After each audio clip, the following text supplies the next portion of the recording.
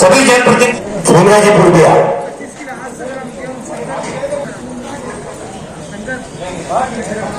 एक हमीद भाई हमारे बीच में SC ST OBC और जनरल का जो गरीब वर्ग है उसका आरक्षण की सीमा 50% से भी ज़्यादा बढ़ाएंगे।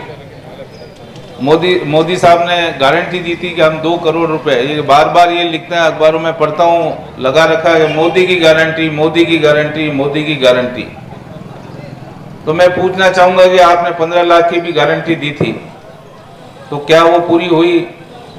आपने 2 करोड़ रुपए दो करोड़ नौकरियां प्रतिवर्ष देने की बात कही थी, तो क्या वो गारंटी पूरी हुई? आपने गारंटी दी थी कि दाऊद इब्राहिम को हम पाकिस्तान से खींच कर लाएंगे और पिंजरे में बंद करेंगे और टिकट लगाएंगे उस पर, तो क्या आप ले आए? आपने गारंटी दी थी कि हम विजय माल्या, ललित मोदी, नीरव मोदी, उनको खींचकर देश में वापस लाएंगे। कोहिनूर की भी बात बता रहे आप। तो जो गारंटियां पहले दी उन गारंटियों को अता पता नहीं है। तो ये आपके कर्जे माफ, गारंटी दी थी कि किस सत्ता में आते हम कर्जे माफ करेंगे, आपके कर्जे माफ किए। प्रशासन गांवों के संग शिविर लगा के महंगाई राहत कैंप लगाए, लाखों लोगों को पेंशन दी, आपकी पेंशन में बढ़ोतरी की, 1000 रुपये पेंशन करी और एक एक्ट लाए कि प्रतिवर्ष पेंशन बढ़ेगी।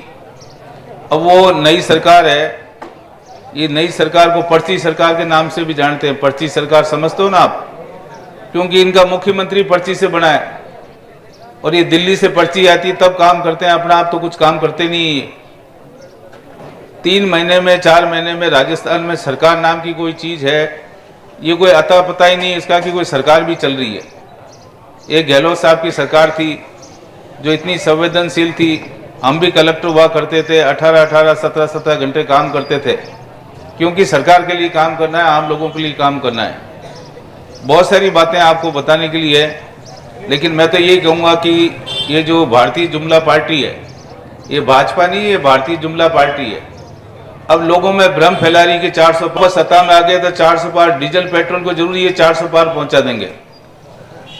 आपको पता है नहीं करते हैं, ये विकास पे बात नहीं करते हैं, युवाओं के रोजगार पे बात नहीं करते हैं, ये धर्म की राजनीति करते हैं। कांग्रेस राम की पुजारी है और ये लोग हैं धर्म के व्यापारी। ये राम के व्यापारी हैं, ये जो धर्म को राजनीति में लेकर और सत्ता में आना चाहते हैं। कांग्रेस पार्टी ऐसा नहीं करती। कांग्रेस पार्टी हमेशा काम में विश्वास करती है। वो नाम में विश्वास करते हैं और हम काम में विश्वास करते हैं। आपका ये ओगना का क्षेत्र है, हमेशा से कांग्रेस ही रहा है।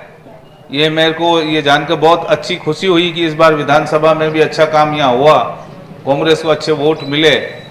ठीक है, कोई कारणों से ये MLA साहब वापस आ नहीं पाए, लेकिन मैं ये कहता हूँ कि हमेशा सक्रिय रहते हैं यहाँ के क्षेत्र के नेता विकास के लिए। यहाँ से निकालोगे तो आगे इसका आपको पंचायतों में भी फायदा मिलेगा, क्योंकि पंचायतों में चुनाव भी साल भर बाद आने वाले हैं। तो कहने का तात्पर्य कि हमारी पार्टी सच की लड़ाई लड़ती है। हमारे नेता राहुल गांधी जी पूरे देश में उन्होंने न्याय यात्रा निकाली, क्योंकि जिस हिसाब का अन्याय देश में चल रहा है आपको पता है। कभी 2-2 मुख्यमंत्री जेल में बैठे हैं, कभी देखा है क्या?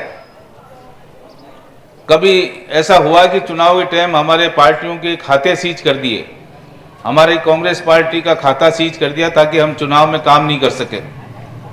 ED का, CBI का इतना दुरुपयोग कर रहे हैं, ये खुद करोड़ों का चंदा ले रहे हैं। आपने पढ़ा अखबार में कि 8000 करोड़ का इलेक्ट्रोल बॉन्ड का चंदा भारतीय जनता पार्टी की सरकार ने लिया। दूसरा चंदा अगर कोई कंपनी देती तो उस पर कार्रवाई करने लग जाते हैं। तो मेरा ये कहना है कि मैं साधारण भाषा में आपको समझाना चाहता हूँ कि कांग्रेस हमेशा काम में विश्वास करती है और झाड़ोल क्षेत्र से मेरा बहुत नाता रहा है। सबसे ज़्यादा मैं झाड़ोल में आया हूँ जब कलेक्टर था या जनजाति आयुक्त था। ये क्षेत्र मेरी प्राथमिकता का है और मैं ये आपको वादा करता हूँ कि मैं अगर सांसद के रूप में चुना जाता हूँ इस क्षेत्र से, तो जैसे मेरे कलेक्टर के रूप में प्राथमिकता थी झाड़ोल, वैसे भी सांसद के रूप में ये प्राथमिकता ये क्षेत्र रहेगा, क्योंकि ये क्षेत्र सबसे पिछड़ा हुआ है।